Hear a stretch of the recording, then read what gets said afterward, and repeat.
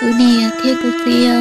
ý yêu ta cô lo ở ý rồi nè nhớ đào lô can tôi cười nó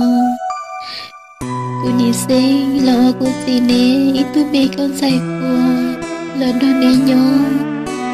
ý mua trong liền bơ sùa ý cũng chỉ đó phải lo sư cô nè rong tả lý tê khua tôi mù thao kê ý lo cây cô xì nè chơi so xưa cô nè in trên mua sữa, em chỉ ai tiền, cô tự mua chia luôn đi, cho luôn đã làm,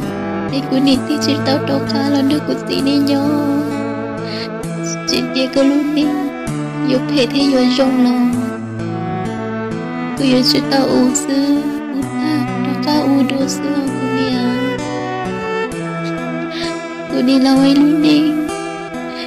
nhớ đâu sợ kia đẹp. Chỉ muốn suy tư ý tu giàu ý tu nhảy tu nụ nhớ thật tu chỉ yêu anh yêu xem bộ lý tư lò tự nhiên trái ta trong học về cũng phía đôi mi cả bên đường lúc rồi của nè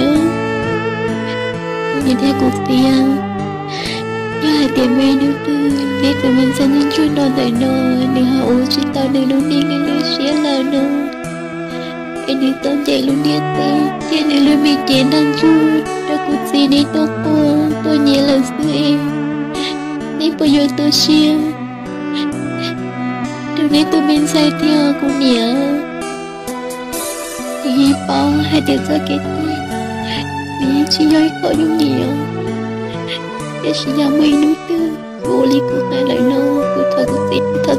ra lúc tìm đâu có thể đem mưa của nhớ